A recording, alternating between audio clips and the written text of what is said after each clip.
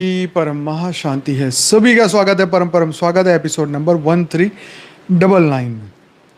तो कैसे हैं सब भेद की आत्माएं, श्रेष्ठ आत्माएं, जागृत आत्माएं। आशा रखता हूं सब बढ़िया होंगे, मस्त होंगे, व्यस्त होंगे। दादाजी के इस यूट्यूब चैनल पर आप सभी का बेहद का परम परम स्वागत है। मैं हूं अनंत और सभी का स्वागत करता हूं लाइव मेडिटेशन रात को 10 से 11 में। तो आइए आइए आप और हम मिलकर शुरू करते हैं आज का सुपर डुपर एपिसोड 1399। तो भाई एपिसोड का टाइटल देख के ही सब सोचे होंगे भाई आज क्या बात करने वाले हैं। तो शुरू करने से पहले ट्रम्प महाराज कह रहे हैं कि मोदी जी का कैरियर जो है हम ख़राब नहीं करेंगे। तो ठीक है, सब चल रहा है, जो मन में आता है बोलता रहता है मिस्टर ट्रम्प।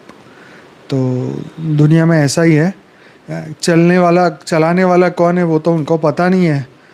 खुद का पता नहीं है कि कौन चला रहा है तुम्हें, और तुम कह रहे हो भाई मोदी का हम कैरियर ख़त्म नहीं करेंगे। इन शॉर्ट धमकी ही दे रहे हैं, पर ठीक है जो मन में आए बोले। तो ये चीज़ें जो है ना, जब तमो प्रधानता बढ़ती है तो फिर शांति से बैठा नहीं जाता, चक्कर ये पड़ जाता है।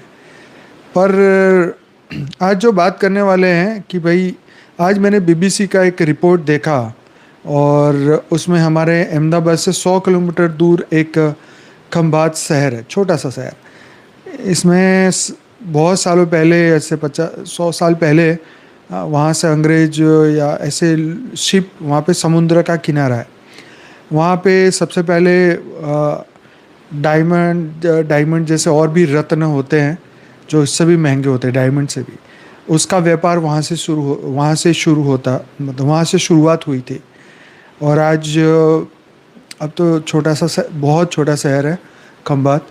तो अभी आज के बीबीसी की रिपोर्ट में बताया कि ज़मीन जो है वो वहाँ की कटती जा रही है, और शहर से वो 3.5 किलोमीटर अंदर आ चुका है। मतलब जो समुद्र किनारा पिछले साल था और इस साल में 3.5 किलोमीटर तक अंदर घुस गया है। अच्छा, आवाज़ कट रही है, ज़रा बताना कैसी आ रही है आवाज़। मेरी तरफ से सब ठीक है, एकदम क्लियर है। आपको आवाज़ आ रही है कि नहीं? 3214 1234, यस। हो सकता है किसी को आ रही हो, किसी को ना आ रहे हो। तो यस, खंभात का अखात बोलते हैं, यहाँ से अहमदाबाद से 100 किलोमीटर है। तो वहाँ पे बता रहे कि समुद्र जो है अपने किनारे से अंदर 3.5 किलोमीटर अंदर आ चुका है। अब 2026 में भी फिर 3.5 किलोमीटर अंदर घुसा, तो समुद्र से अभी खंभात शहर 5 किलोमीटर अंदर है। तो 2 साल के भीतर अगर ऐसा ही रहा तो खंभात जो शहर है वो पूरा जो है वो अंदर डूब जाएगा। तो एक बहुत बड़ी ये वार्निंग है 3.5 किलोमीटर तक अंदर आना, क्योंकि आज ही मैंने सुबह ही हमारा बीबीसी गुजराती एक यूट्यूब चैनल है, उन्होंने वहाँ जाके पूरा शूट किया, गांव के लोगों से बात करी। कई लोगों की ज़मीनें जो आज समुद्र के अंदर पहुँच गई है, क्योंकि वहाँ पर जो है 2-3 नदियों का पानी इकट्ठा होता है और वहीं से पानी अंदर जाता है। तो फिर मैंने सर्च करना शुरू किया कि भाई अभी तक कौन से शहरों में कितना पानी घुस चुका है, कितनी ज़मीनें कटती जा रही है। जैसे बताया ही जा रहा था कि 2027-28 ये सब जल प्रलय वाला टाइम है। तो ये जो रिपोर्ट बीबीसी की मैंने देखी तो मुझे लगा कि भाई ये तो वार्निंग की एक साइन है जो प्रकृति के द्वारा दी जा रही है। बहुत सारे बापूजी ने एक वीडियो में भी कहा था कि गुजरात में सूरत और उससे आगे वलसाड और वो जो समुद्र के किनारे वाले हिस्से हैं वो सब रिस्क जोन पे हैं। तो मतलब ये बहुत बड़ी बात है कि 3.5 किलोमीटर अंदर आ चुका है समुद्र। तो ये छोटी बात तो नहीं है, मतलब एक बहुत बड़ा हमें साइन मिल रहा है कि फ्यूचर में ये हो रहा है और होने वाला है। क्योंकि सबसे बड़ी बात है जलवायु परिवर्तन। तो जितनी गर्मी बढ़ रही है उतना पानी जो है बढ़ता जा रहा है, बर्फ़ पिघलती जा रही है, समुद्र में पानी बढ़ता जा रहा है। जो हिस्सा समुद्र तल जहाँ पर नीचे होगा वहाँ पानी ज़्यादा घुस जाएगा। तो गुजराती वीडियो है, आपको समझ तो आएगी नहीं, पर मैंने अपने स्टेटस में तो डाली थी व्हाट्सएप में। पर आई ओपनिंग है, ज़रूर से ये लोग हिंदी में इसको ट्रांसलेट करेंगे। तो ऐसे बहुत सारे गुजरात के कोस्टल लाइन जो है, समुद्र के किनारे हैं, कई जगहों पर पानी जो है वो आगे बढ़ता जा रहा है। न सिर्फ भारत में बल्कि दुनिया के कई देशों में ये देखा जा रहा है। तो आइए इसके ऊपर कुछ मैंने जो सर्च किया है, जो रिपोर्ट मिली है, आज उस पर चर्चा करते हैं और इसका आध्यात्मिक रीज़न भी समझेंगे अंत में। तो जो पहली बार आए हैं तो वीडियो को ज़रूर देखना पूरा, और आपको काफ़ी कुछ नया जानने को मिलने वाला है।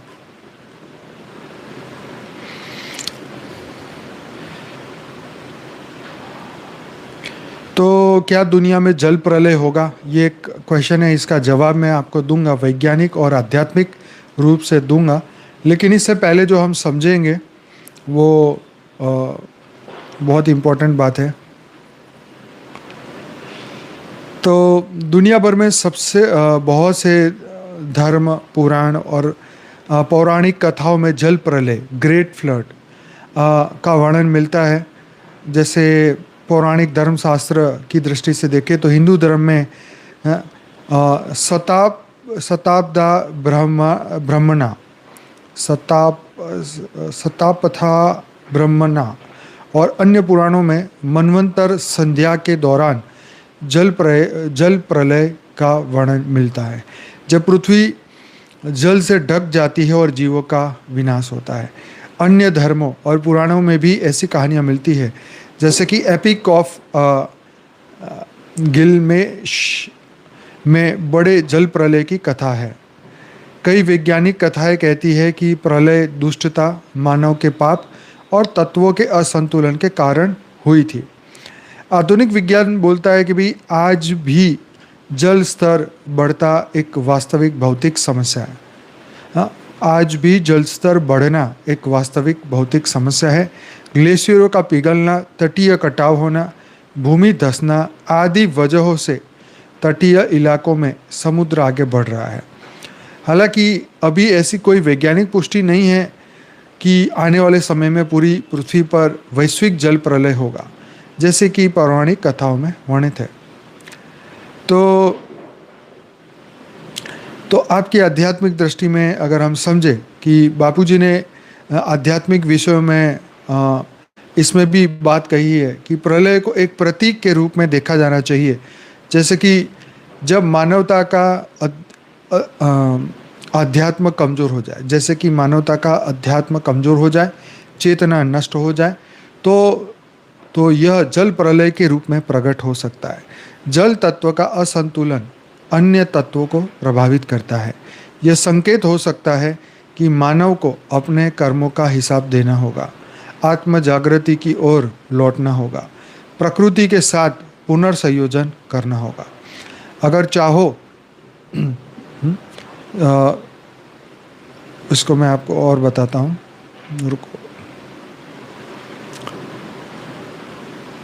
वैज्ञानिक कारण से समुद्र स्तर में वृद्धि, सी लेवल राइज, NOAA एक कोई संस्था होगी, उसने बताया है कि भविष्य में 30 वर्ष में तटीय क्षेत्रों में समुद्र स्तर में वृद्धि कारण बाढ़ की घटनाएं 10 गुना अधिक हो जाएगी।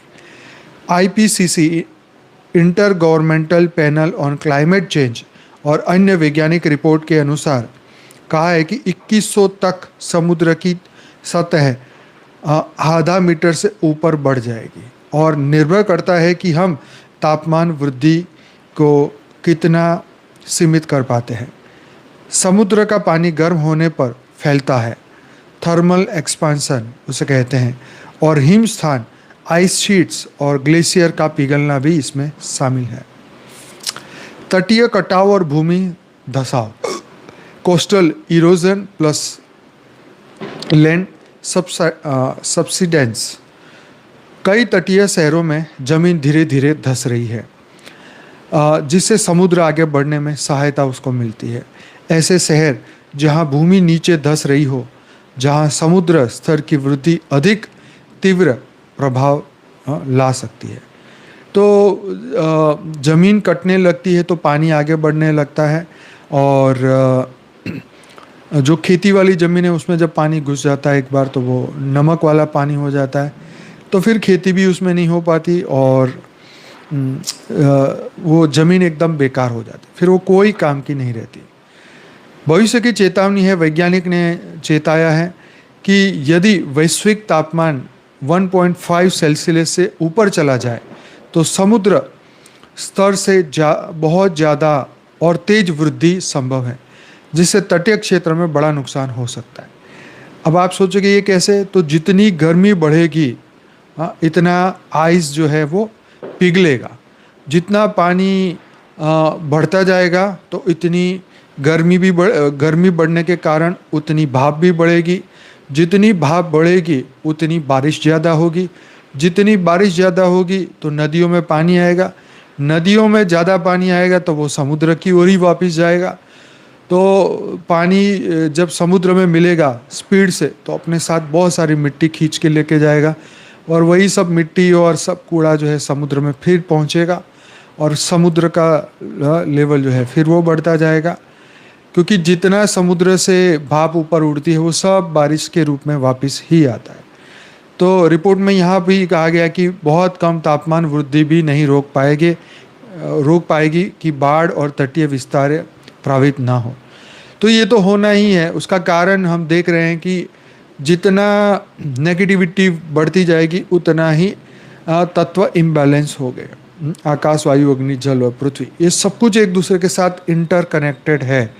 जितना ज़्यादा वायु तत्व खराब होता जाएगा उतने ज़्यादा समुद्र में बड़े बड़े तूफान आएंगे, और वही तूफान समुद्र से वो ज़मीनों में घुसेंगे, बड़े बड़े साइक्लोन आएंगे। तो यह शब्द जल प्रलय जय प्रलय क्या हो सकता है? तो जल प्रलय से मतलब हो सकता है कि समुद्र बहुत आगे बढ़ जाए और तटीय भूमि डूब जाए। दूसरा है तूफानों या ज्वार के कारण अचानक बड़े बाढ़ आ जाए, जैसे होता है ना ज्वार भाटा, तो बड़ी बड़ी हाई टाइड्स के कारण ज़मीन में, जैसे आपने सुनामी में देखा ना कि सुनामी आती है तो शहरों तक पानी खूब घुस जाती है, 10-10 फुट 15-15 फुट तक। कई आसपास के समुद्र के जो किनारे हैं वो सब डूब जाते हैं, उसमें कई शहर बर्बाद हो गए। सुनामी के आप पुराने फुटेज देख लेना, कितना खतरनाक होता है। लंबे समय के लिए तटीय बस्तियां खाली करनी पड़े, लाखों लोग विस्थापित हो जाए, ऐसे हालात हो सकते हैं यदि मानव गतिविधियां, ग्रीन हाउस गैस उत्सर्जन, तापमान वृद्धि और ग्लेशियर पिघलने की प्रक्रिया तेज हो जाए। तो क्या यह निश्चित है? तो बोलते हैं नहीं, अभी यह निश्चित नहीं है पूरी दुनिया में अंतिम जल प्रलय होगा जैसा कल कह दिया जाए, लेकिन वैज्ञानिक चेतावनियां बहुत गंभीर है। कह रही है कि अगर हम अब कदम नहीं उठाया तो भविष्य में व्यापक तटीय बाढ़ और भूमि डूब सकती है। तो आप सोच के देखिए कि अगर एक साल में 3.5 किलोमीटर तक घुस जाता है पानी, और अगर यही तेज़ी से अगर अगले साल भी बढ़ेगा तो खंभात जो शहर है तो वो अभी के हिसाब से सिर्फ 5 किलोमीटर अंदर है समुद्र से, तो शायद वहाँ तक भी पहुँच सकता है। तो मतलब कुछ भी हो सकता है। मैं आपको एक और बात बताने वाला था, बीच में ये आर्टिकल आ गया, मैं आपको बताता हूँ। चलो इसको पहले पूरा करते हैं। वैज्ञानिक और आध्यात्मिक सूक्ष्म की बात करते हैं। तो जल प्रलय की जो संभावना है वैज्ञानिक दृष्टि से ग्लोबल फ्लडिंग इवेंट और सी लेवल राइज डिजास्टर के रूप में देखा जाता है। ग्लेशियर और बर्फ़ का पिघलना, एंटार्क्टिका और ग्रीनलैंड की बर्फ़ पिघलने से समुद्र का स्तर हर साल बढ़ रहा है। नासा के अनुसार हर दशक में लगभग 3.4 मिलीमीटर वर्ष की दर से समुद्र ऊपर बढ़ रहा है। मतलब समुद्र का जो लेवल धीरे धीरे ऐसे बढ़ रहा है, ठीक है, ऐसे ऊपर की ओर। महासागरों का तापीय प्रसार, थर्मल एक्सपांशन, गर्मी बढ़ने से पानी फैलता है, यानी समुद्र का आयतन खुद बढ़ रहा है। भूमि धंसना, कई शहर जैसे जकार्ता, मुंबई, शंघाई खुद नीचे धंस रहे हैं, जिससे समुद्र आगे बढ़ता है। तो एक ये रिपोर्ट ये भी कह रहा है कि जितनी ऊंची ऊंची बिल्डिंग 100 मंजिल की इमारतें बनाई जा रहे, तो वो ज़मीन पे मतलब समुंदर के किनारे पे अगर बड़ी बड़ी इमारतें बढ़ती जा रही है तो वो जो है वो, हाँ, ज़मीन बैठती जा रही है। ज़मीन, क्योंकि लोड पड़ रहा है ज़मीन पे, एक ही जगह पर बहुत ज़्यादा बड़े टावर खड़े कर देना, हमें लगता है कि यार ज़मीन को क्या हो सकता है, पर सच में एक चेतावनी तो है, वैज्ञानिक चेतावनी। और भी तापमान इसी तरह बढ़ा तो 2100 तक, 2100 की जब साल आएगी तब तक समुद्र का स्तर 1 मीटर या अधिक बढ़ सकता है। इससे लाखों लोग विस्थापित और कई तटीय शहर जैसे मुंबई, कोलकाता, जकार्ता, न्यूयॉर्क आंशिक रूप से डूब सकते हैं। तो बापूजी ने भी इसके बारे में अपने वीडियो में बताया है, भारत बच्चे का पार्ट 1, 2, 3 के अंदर। पार्ट 1 में ही बहुत बड़ी बातें बताई है बापूजी ने। यस, तत्वों का अंश असंतुलन इज इक्वल टू व्हाट, मानव चेतना का अंश असंतुलन। 5 तत्व पृथ्वी, जल, अग्नि, वायु, आकाश केवल भौतिक नहीं है, ये चेतन ऊर्जा है। जब मानव की चेतना में लोभ, हिंसा, भय बढ़ता है तो वही कंपन तत्वों को भी असंतुलित कर देता है। ऑब्वियसली एक व्यक्ति के विचार अगर वायुमंडल को खराब कर रहे हैं तो 800 करोड़ लोगों के विचार वायुमंडल को क्या कर रहे हैं, सोच के देखिए। कितने लोग बोलते हैं कि सबका भला हो, सबका कल्याण हो। 800 करोड़ में से कितने लोग होंगे ये सोचने वाले हैं? तो और दुनिया गई भाड़ में, ऐसा बोलने वाले कितने लोग होंगे? हाँ, भारत की कैलकुलेशन करो तो कितने लोग हैं जो खुद से थक गए हैं, जो खुद से दुखी, वो दुनिया के लिए अच्छाई की कामना करेंगे? सोचिए। हाँ, सभी जो दुखी है वो दुखी बांटने वाला है, तो वे वायुमंडल में क्या बांटेगा? खुश है, खुशी व्यक्ति खुशी बांटता है। हाँ, तो इसलिए परम शांति में रहोगे तो परम शांति बांटोगे। तो जल तत्व जो भावना, शुद्धता और प्रेम का प्रतीक है। जब मानवता भावनात्मक रूप से दूषित हो जाती है तो जल प्रलय संतुलन पुनः स्थापित करने के लिए प्रकट होता है। यही प्रकृति का सुधार मतलब प्यूरिफिकेशन है। तो संतुलन हमें पुनः स्थापित करना होगा। ये संतुलन मानवों के अंदर भावनाएं, हाँ, ये हमें भावनाओं को फिर से प्योरीफाइड करना होगा। जल प्रलय इज इक्वल टू पृथ्वी की शुद्धि प्रक्रिया। यह दंड नहीं दया है। ये कृष्ण वाली बात है। ये तो क्या कि ये महाभारत में ये कौरवों को ये दंड नहीं दे रहे हैं, मतलब उनकी मृत्यु कर रहे हैं, उनको मार रहे हैं, ये दंड नहीं है, ये दया है। क्यों? क्योंकि इनको अगर अभी नहीं रोका जाएगा तो ये न जाने कितना पाप करेंगे, कितना पाप करेंगे, हैं? और इसलिए अगर इनकी मृत्यु हो जाएगी तो उनके लिए कल्याणकारी है, क्योंकि वो पाप करते रुकेंगे और फिर जब पुनः जन्म मिलेगा तो फिर से एक नया मौका मिलेगा, कोई अच्छे साधु संत मिल जाए तो फिर से ये पाप करने से रुकेंगे। लेकिन कृष्ण जी ने ये नहीं बताया कि ये भूत प्रेत बन के भी ये तमाशा बंद करने वाले नहीं है। तो पता नहीं उस वक्त के भूत प्रेत शायद सीधे होंगे तो रुक जाते होंगे, लेकिन अभी तो भूत प्रेत हुए कोई शांति वाले तो है नहीं। कलयुग के भूत प्रेत की तो तुम बात ही छोड़ दो, है जी। सत्य त्रेता की और द्वापर के एंड तक की तो बात अलग थी, हाँ, लेकिन कलयुग के अब के तो भूत प्रेत ऐसे ही, उनको ऐसे डिग्री नहीं मिली बढ़िया वाली। हाँ, वो कुछ एक्स्ट्रा ऑर्डिनरी है तभी तो भूत प्रेत बने हैं भाई। हाँ, नहीं तो दिव्य आत्मा ना बनते। हाँ, ना वो परमात्मा ना बनते, वो शिवात्मा ना बनते, हाँ, वो देवी देवता ना बनते, हाँ, नरसिंह नारायण ना बनते। हाँ, तो फिर ये भूत प्रेत क्यों बन रहे हैं? हाँ, उनको खुद को सोचना चाहिए। यस, हाँ, ये खुद सोचना चाहिए कि हम क्यों भूत प्रेत बन रहे भाई। हाँ, कौन सा बढ़िया काम करके आए धरती लोक से, भूत प्रेत बनना पड़ रहा है। हाँ, तो ये भूत प्रेत आज के ज़माने में तो भूत प्रेत की बातें करना मतलब अलाउड नहीं है। हाँ, और लेकिन है तो सही ना भाई, कोई मना ही नहीं कर सकता। अगर तुम ऐसे कहोगे जे तो बकवास बातें कर रहे हैं, तो भाई शंकर जी की बारात में कौन आया था? हाँ, मेरा चाचा आया था। हाँ, शंकर जी की बारात में यही तो थे सब। तो तब से वो है। हाँ जी, ये कहने का मकसद ये है, अच्छा हंसी मजाक की बात है, पर ये तब से उनका अस्तित्व है, आज के नहीं। हाँ, यस। तो ये, हाँ, डिजिटल भूत प्रेत भी है। वो एक बहुत साल पहले एक वीडियो बनाया था, वो टीबी जोशवा की हम बात कर रहे थे ना, उसमें बोल रहे थे कि फेसबुक में अगर किसी ने वो वाला वीडियो देख लिया तो उसके अंदर भूत घुस जाता था। कुछ ऐसा था। वो आत्मा ने खुद उसमें प्रवेश, वो आत्मा किसी में प्रवेश किया था, उससे बोला कि मैंने सबसे पहली बार एक वीडियो देखा, तब से मेरे अंदर वो आत्मा घुस गई। तो भाई डिजिटल भूत वेट एंड वॉच कर रहे हैं। जैसे तुमने देखा, वो विक्रम वेताल था ना, जैसे तू बोला वैसे मैं चला, वैसे मैं तेरे पास आ गया, वैसे मैं चला। हाँ, वो वेताल को पकड़ के जा रहे हैं, तू मुंह से बोला और मैं यहाँ से चला, तो वही वाली बात है। वैसे बोलते ना, चला शब्द यूज करो तो भूत पीछे पड़ जाते हैं, तो वही वाली बात है। तो प्रकृति कोई विनाश नहीं करती, वह सफाई करती है। पुराने भारी नकारात्मक कंपन वाले क्षेत्र को जल तत्व धो देता है। क्या गजब की बात, क्या गजब की बात कही है। पुराने भारी और नकारात्मक कंपन वाले क्षेत्र को जल तत्व धो देता है। भाई ये तो मतलब ऐसी पंच लाइन है जो हमें ढूंढते ना मिले, ऐसी लाइन है?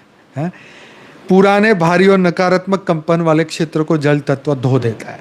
ये प्योरिफिकेशन की बात है। प्रकृति कोई विनाश नहीं, वह सफाई करती है। प्रकृति सफाई करती है। हाँ, वो अपने आप को प्योर करना है, वो जानती है। हाँ, तो वो भी खुद एक बात सोचो, तुम नहाए धोए कितने भी दिन ऐसे घूमोगे फिरोगे, कीचड़ में घूमते फिरोगे। हाँ, तो तुम थोड़ी सी घर के बाहर निकलते हो, थोड़ी सी धूल मिट्टी लगती है, घर आके नहाने का अपना सोच लेते हो कि भाई नहा लो या बहुत धूल मिट्टी लग गई। हाँ, तो ये तत्व भी तो अपने आप को प्योर करेंगे कि नहीं? हाँ? तो ये सफाई अभियान जब चालू होगा, तो पुराने भारी और नकारात्मक कंपन वाले क्षेत्र को जल तत्व धो देता है। तो जितने वायुमंडल में ये लोग मिलके नेगेटिव वाइब्रेशन फैलाएंगे, विनाश के वाइब्रेशन फैलाएंगे, जितना तत्वों को हिलाने की कोशिश करेंगे, तो वो फिर खुद ही प्रकृति उन्हें ठीक करेगी। हाँ, हमारे बोलने से क्या होता है? हमारे बोलने से कुछ नहीं होता है। ये ज्ञान है। हाँ, ये एक रूल्स है। ये लॉ ऑफ कर्म का, जैसे न्यू जो लॉ पूरी दुनिया मान रही है ना, कि जैसा करोगे वैसा भरोगे, तो ये भी लॉ ऑफ नेचर है, राइट? तो ये नेचर का लॉ है। हाँ, अगर आपने ये नहीं समझा तो फिर अपने आप ढूंढते फिरोगे, क्या रीज़न है, क्या रीज़न है, क्या रीज़न है, ढूंढो फिर। हाँ, ढूंढते रहो, ढूंढते रहो, ढूंढते रहो। हाँ, यही निकलेगा। स्पिरिचुअल रीज़न ढूंढोगे, क्या है यार, क्यों हो रहा है ऐसा, क्यों हो रहा है, तो तुम्हें यही, ये अध्यात्म में ही जवाब है। हाँ, ये कोई लड़ाई झगड़े वाली बात नहीं, ये लॉ ऑफ नेचर है, प्रकृति के नियम है। प्रकृति के नियम उन्होंने खुद सेट किए हैं। ये भगवान कृष्ण के सेट किए हुए नहीं है, ये किए हुए हैं ऑलरेडी। ये ऑलरेडी, ये जब जब धर्म की हानि होएगी तो ऑटोमेटिकली ये क्या बोलते हैं इसे, ऑटोमेटिक ये होता है। जहाँ पर कलेक्टिव कर्म इकट्ठे हो जाते हैं, वहाँ पर कहीं ना कहीं वो बुरा होना ही होना फिक्स है। हाँ, कोई भी तरीके से हो सकता है। हाँ, और तो इसीलिए प्राकृतिक शुद्धिकरण इसे कहा गया है। हाँ, तो जैसे हम अपनी फ्री विल से अपने आप को प्योरीफाइड करते हैं, तो उनके पास भी तो फ्री विल है। वो कोई हमारे नौकर थोड़ी ना है। जब उनको लगेगा कि हाँ बस बहुत हो गया भाई, बहुत ऊंची ऊंची बिल्डिंगें लग गई है, वजन पड़ रहा है, चलो थोड़े बैठ जाते हैं हम भी, तो फिर बिल्डिंग भी बैठ जाएगी। तो पृथ्वी अब अपने मूल स्वरूप शांति, प्रेम और संतुलन की ओर लौट रही है। जल प्रलय वास्तव में क्या संकेत है? तो यही संकेत है कि पृथ्वी अब अपने स्वरूप शांति, प्रेम, संतुलन की ओर लौट रही है। इसलिए बापूजी क्या कह रहे हैं कि अब नया मल्टीवर्स बनेगा। हाँ, नया बेहद की कला का परम धाम, हाँ, बेहद की कला का ब्रह्मांड बनेगा, बन रहा है। नया मल्टीवर्स बन रहा है। ये आपको जल्दी ही इसकी और डिटेल्स साक्षी के द्वारा दी जाएगी। एक फ़ोटो बढ़िया सा बन चुका है, वो भी आपको अभी तक दिखाया नहीं है। वो जो वीडियो आया था वो अलग है, एक और वीडियो आने वाला है, साक्षी बनाएगी जल्दी ही। तो वही प्रकृति जैसे लौट रही है अपनी ओरिजिनलिटी की ओर, प्योरिफिकेशन की ओर, ऐसे ही पूरा मल्टीवर्स भी अब परिवर्तन की तैयारी कर रहा है। ठीक है, अब ये हमारे लिए ये खुशी की बात है कि पूरा मल्टीवर्स बदलने वाला है। ये सदा काल के लिए ये मृत्युलोक अमरलोक बनने जा रहा है। ये कोई प्रलय, अर्थ प्रलय, कल्प प्रलय तक नहीं, ये तो परम शांति की ओर आगे बढ़ते जा रहे हैं। और ये बहुत बड़ी बात है। तो इसका आध्यात्मिक अर्थ हुआ कि समुद्र का उठना मतलब मनुष्य की अशांत भावनाओं का विस्फोट, जल का बढ़ना चेतना में भावनाओं की सफाई, प्रलय के बाद की शांति मतलब नई सृष्टि की तैयारी। इसलिए जल प्रलय एक समाप्ति नहीं बल्कि एक नए युग की शुरुआत का संकेत है, जहां पृथ्वी और आत्माएं फिर से शुद्ध होगी। कितनी बड़ी बात है भाई, ये तो मैंने भी नहीं पढ़ा था, ये सीधा आपके सामने ही ये एकदम खजाने की तरह खुल गया अचानक ही। इसलिए जल प्रलय एक समाप्ति नहीं बल्कि एक नए युग की शुरुआत का संकेत है, जहां पृथ्वी आत्माएं फिर से शुद्ध होगी। और आप सबको ये ज्ञान बापूजी इसलिए सुना रहे हैं कि जब भी धरती पर जो भी होना हो, आप ज्ञान सुन रहे हो, नहीं सुन रहे हो, आप दुनिया के कोई कोने में हो, शरीर हो चाहे शरीर ना हो, लेकिन बापूजी की एक बात याद रखना कि जब भी ये कुछ है, तुम्हारे अंदर जो आत्मा की अनंत शक्ति है उसे भूल मत जाना। मतलब ये कि तुम जिस दिन प्योरिफिकेशन की संकल्प के साथ अपने पे काम करना शुरू करोगे, तब तुम एक समुद्र की तरह अथाह पावर तुम्हारे अंदर जो है, परिवर्तन की जो लहर है, वो चारों ओर फैलेगी। भले अभी तुम्हारा मन कैसा भी है, भले अभी तुम्हारा मन माया में है, लेकिन मान लो कल सुबह ही ये सब कुछ हो जाता है, तो जैसे ये हो जाएगा तो शरीर तो किसी के नहीं होंगे, परंतु उस वक्त भी तो तुम ये दुनिया को देख रहे होंगे। तो उस वक्त जो तुमने ज्ञान सुना है, तुम्हारे दिमाग में पड़ा है, वो रिकॉर्डिंग खुलेगा कि बस अब तो गेम ओवर। अब जब गेम ओवर हो गई है तो अब कहाँ जाना है? तो ज्ञान दिया है, जिसको याद आएगा तो ऊपर जाएंगे, सब अपने अपने लोक की ओर वापस जाएंगे। कोई अपने ब्रह्मांड की ओर भागेगा, कोई गैलेक्सी की ओर भागेगा, कोई यूनिवर्स की ओर भागेगा, जहाँ से वो आया है वहाँ भागने की कोशिश करेगा। तो अगर ब्रह्मांड बदल रहा है तो ब्रह्मांड भागना छोड़ के भागना पड़ेगा। गैलेक्सी का परिवर्तन उस वक्त दिख रहा है तो गैलेक्सी छोड़ के बाईपास भागेंगे। कोई यूनिवर्स की ओर भागेगा, अगर यूनिवर्स भी परिवर्तन हो रहा है तो फिर दूसरे में जाएंगे, तीसरे में जाएंगे, पता नहीं कहाँ जाएंगे। और अगर मल्टीवर्स का परिवर्तन दिख रहा है तो फिर कहाँ ही जाएंगे। फिर तो अहो प्रभु, तेरी लीला अपरंपार, जहाँ पर तू है वहाँ मुझे ले जा। फिर वो आत्माएं वो संकल्प करेगी कि प्रभु मेरे जो भी क्रिएटर हैं मुझे अपने पास बुला ले। तो उस वक्त जो है वो जो भी आत्माएं जहाँ पर है, वो आत्माएं जो है उनके क्रिएटर उनको खींच लेंगे। तो ये तो उस वक्त की बात है भाई। अभी तो सबको ये लगेगा कि ये तो क्या बैठ के वेल्ले बंदे ऐसी ऐसी बातें करते हैं। परंतु आपको भले मजाक लग रहा हो ये सब बातें, परंतु जब सतयुग के बाद जब त्रेता युग भी शुरू हुआ तो देवताओं ने भी यहाँ से वापस जाने का सोच लिया था वो, और चली भी गई थी। इवन त्रेता में भी भगवान राम जब धरती पर आए तो उनकी साथ आई हुई आत्माएं भी उनके साथ चली गई थी। जो रैप्चर वाला वीडियो जिन्होंने नहीं देखा ना, वो एपिसोड नंबर मुझे याद नहीं है, ज़रा लिखो देख के। तो उसमें हमने ये सभी बात करी थी। हर युग में आत्माएं वापस जाती है। हाँ, तो उसके बाद जब कृष्ण अवतार भी हुआ तो कृष्ण अवतार में महाभारत में भी एक जगह पर ये लिखा था कि ये विनाश होने के बाद भी ये कौरवों को भी स्वर्ग ले जाया गया। हाँ, ये अभी की बात है ना, 1396, 2-4 दिन पहले ही बोली बात। हाँ, तो कृष्ण अवतार में भी आत्माएं जो 16,108 गोपियाँ नीचे आई थी, वो आत्माएं तो वो उनके साथ वापस गई, गोलोक गई, विष्णुपुरी गई। हाँ, जो राम के साथ वो साकेत लोग गई। तुम कहो जी हम नहीं मानते, तो नहीं मानते तो ना मानो, कोई प्रॉब्लम नहीं है, मज़े करो, काकभूषणी की तरह बैठ जाओ ब्रह्मांड के ऊपर और देखते रहो धरती पर क्या नौटंकी हो रही है, देखो आराम से, कौन मना कर रहा है। हाँ, वो कौन सा पर्वत था, त्रिकुट पर्वत, राम जाने कौन सा पर्वत था जिसके ऊपर रहते काकभूषणी। अभी तो स्टोरी ली है 2 दिन पहले, तो भी भूल गए, देखो बादाम खाएं तो भी याद नहीं रहता। तो हाँ, सुमेरु पर्वत या पता नहीं कौन सा पर्वत था। तो बन जाओ, फिर काकभूषणी के पास जाके बैठ जाओ कि भैया हमें भी एक रूम किराए दे दो, हम भी बैठ जाएं तुम्हारे साथ, हम भी देख ले 12 बार रामायण, 16 बार महाभारत। मेरू पर्वत था, मुझे नहीं है यार, भूल जाता हूँ ये सब, ऐसी बातें कहाँ याद रहती है। तो कहने का मकसद ये है कि हाँ, ऐसी कितनी आत्माएं होगी जो इस वक्त वेट। अरे हाँ, वो 3 आई एटलस वाली बात, मैंने बापूजी से पूछा था कि ये जो 3 आई एटलस करके जो वो जो अभी पहाड़, वो क्या है, 5 किलोमीटर, 5.6 किलोमीटर लंबा एक एस्ट्रॉइड जैसा, जिसको ये लोग एस्ट्रॉइड बोल रहे हैं, वो एक्चुअली वो एलियन यान है, राइट। और विद्याचल पे तो भाई सुग्रीव रहते हैं मुझे लगता है। हाँ, तो वो जो एस्ट्रॉइड जो 3 आई एटलस है, जो अभी पृथ्वी से लगभग, अभी मंगल से फोटो खींचा था, 10 या 20 लाख किलोमीटर ऊपर से फोटो खींचा था, वो जा रहा है।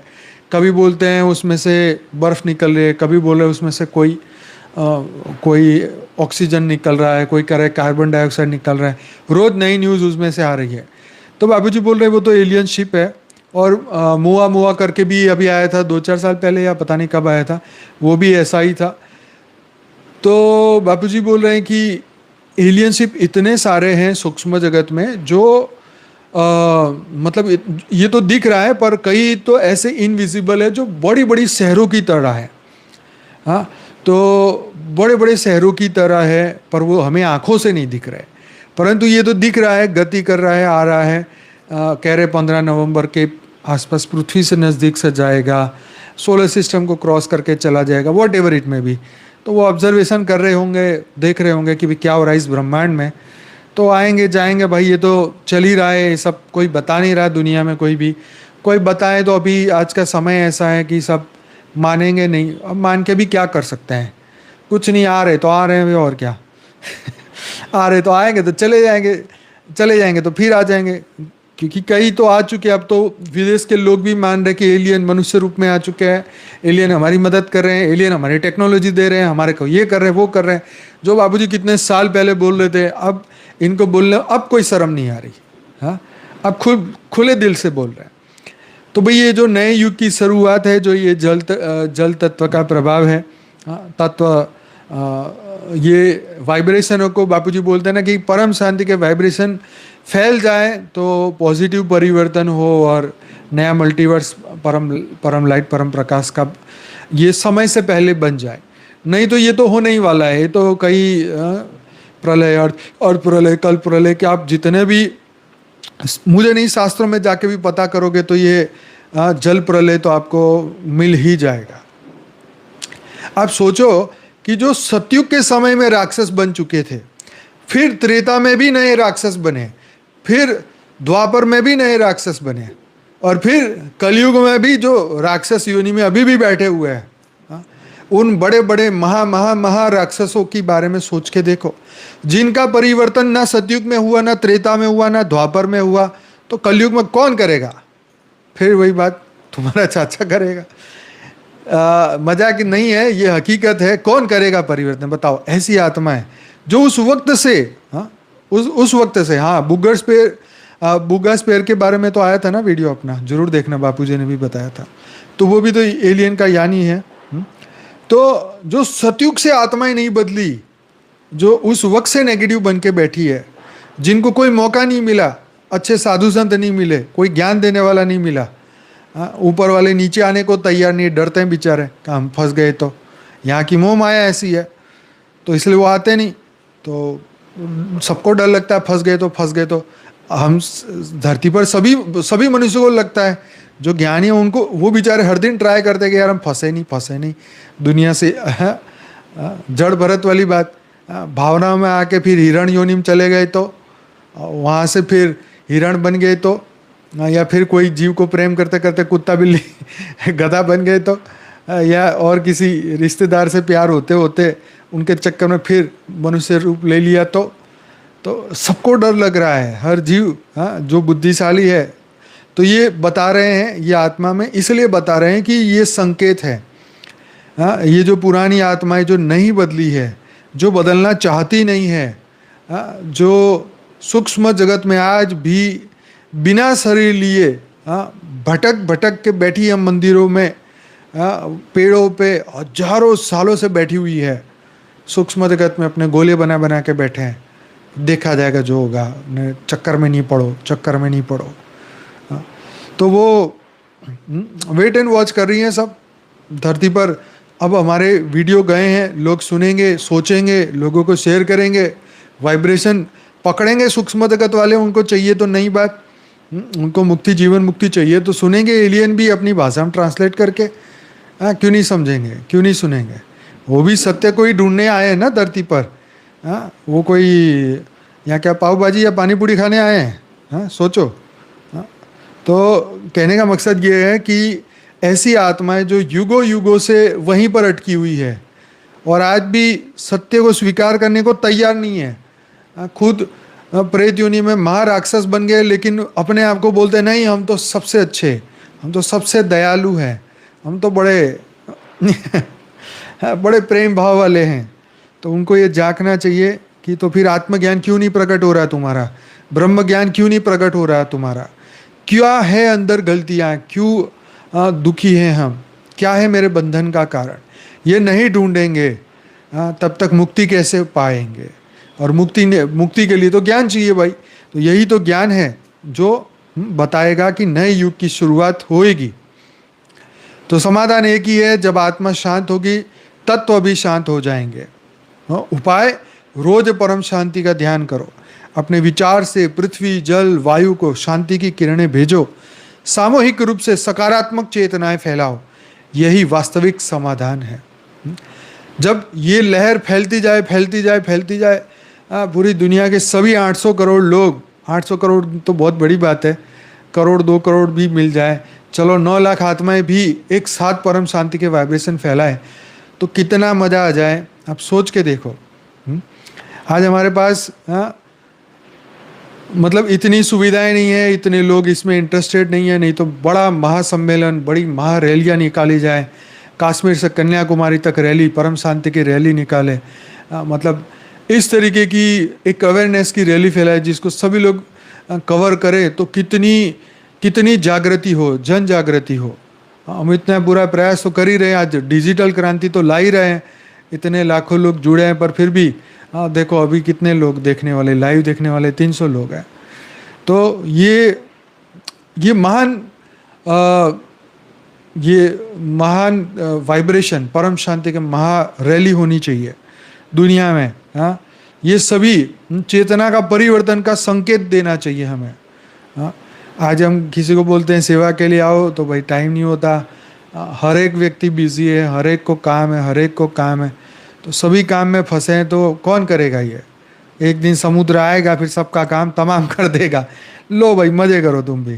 हाँ, तो ये आत्म जागृति, तो ये मनुष्य को आत्म जागृति की ओर हमारा ये बुलावा है कि भाई तुम रोज परम शांति के वाइब्रेशन फैलाओ, भले हमें फॉलो करो ना करो, सत्य यही है कि तत्वों को बैलेंस करने के लिए, ये भूत प्रेतों का कल्याण करने के लिए, मनुष्यों का कल्याण करने के लिए, उनको अधोगति से दिव्य गति की ओर लेके जाने के लिए। आज आप देखो जो वृंदावन वाले जो प्रेमानंद जी है अभी, तो उनकी राधे राधे का जो उनका ज्ञान है, कितने लोग सुन रहे हैं, बड़े बड़े लोग डेली दर्शन करने आ रहे हैं उनका, रोज़ उनको मिलने आ रहे हैं। तो ऐसे ही हमारे यहाँ परम शांति के ज्ञान में भी डेली बड़े बड़े लोग जुड़े, तो लोगों को जो है ज़्यादा से ज़्यादा ये परम शांति के बारे में ज़्यादा अवेयरनेस आए कि क्यों हम परम शांति को फैलाना चाहते हैं। सबसे बड़ी बात ये कि तत्वों के बैलेंस करने के लिए,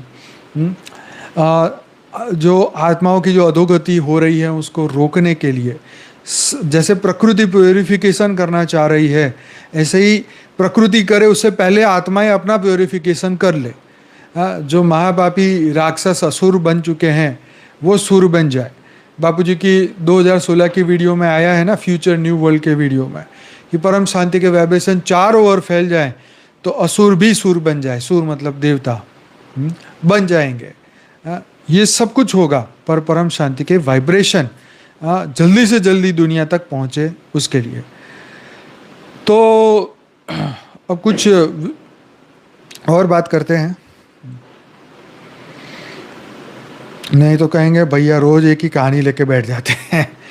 तो अभी हमारा ज्ञान यही है, कुछ भी करके आपको ये समझाना है। तो कौन कौन से देश में समुद्र आगे बढ़ चुका है वर्ल्ड वाइड, जरा ये भी हम समझते हैं। तो कौन कौन से क्षेत्र है या देश है। तो 1954 से 2002 तक पश्चिम अफ्रीका में सेनेगल करके जो है तो इस टाइम के दौरान जो है हर साल प्रत्येक वर्ष औसतन 2.2 मीटर की दर से तट पीछे हट कोस्टल लाइन रिट्रीट देखा गया है, पीछे हटे हैं वो। फिर बताया कि दक्षिण पूर्व एशिया और दक्षिण एशिया के अंदर इन क्षेत्रों में समुद्र स्तर वृद्धि प्लस जमीन का धंसना मिलकर तटीय कटाव को बढ़ा रहा है। तो उदाहरण के रूप में भारत में सदूरबन क्षेत्र की कुछ द्वीप जैसे गोरामोरा, लोहाचारा धीरे धीरे सिकुड़ रहे हैं या डूबते जा रहे हैं।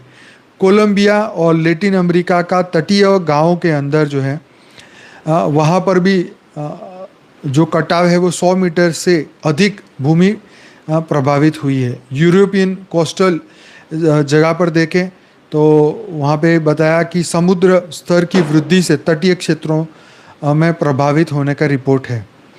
उदाहरण के लिए इंग्लैंड में यॉर्कशायर तट में तट कटाव की लगातार घटनाएं सूचीबद्ध हैं।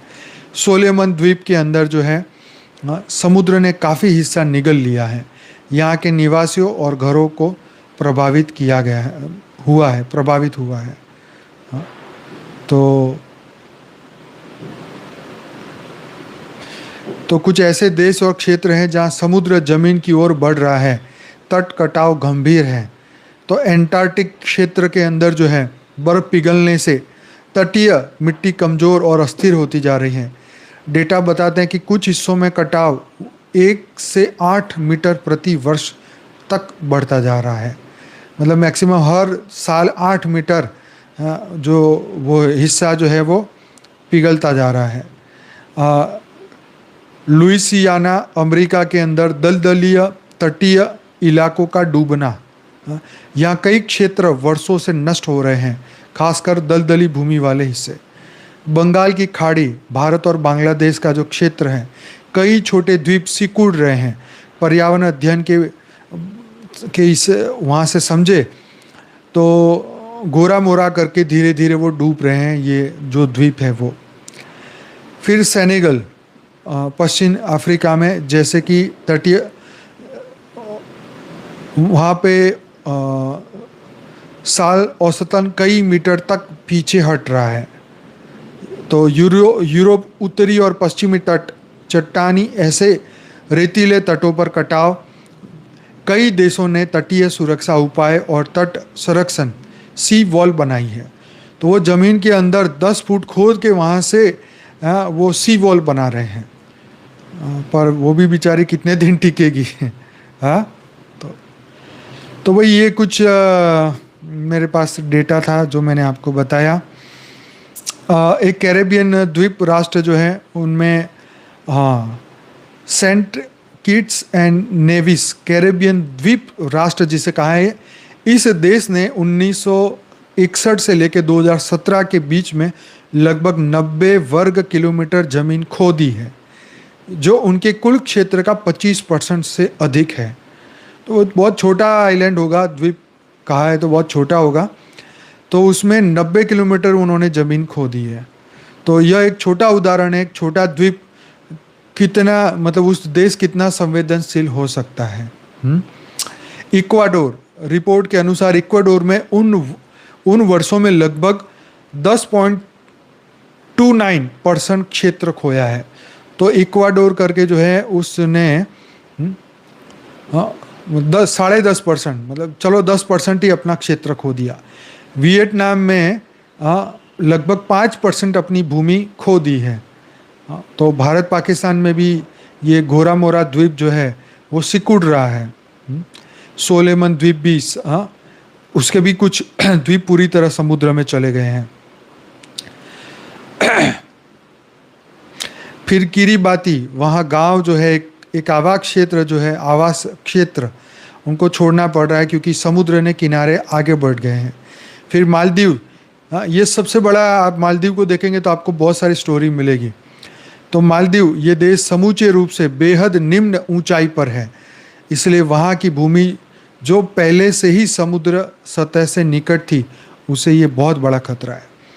तो उसके बारे में तो बहुत सारी बातें हुई हैं। और पिछले 25 सालों में, तो जब हम ये बीके की बातें सुनते थे ना, तो उस वक्त भी मुझे याद है 2025 की बातें करते थे।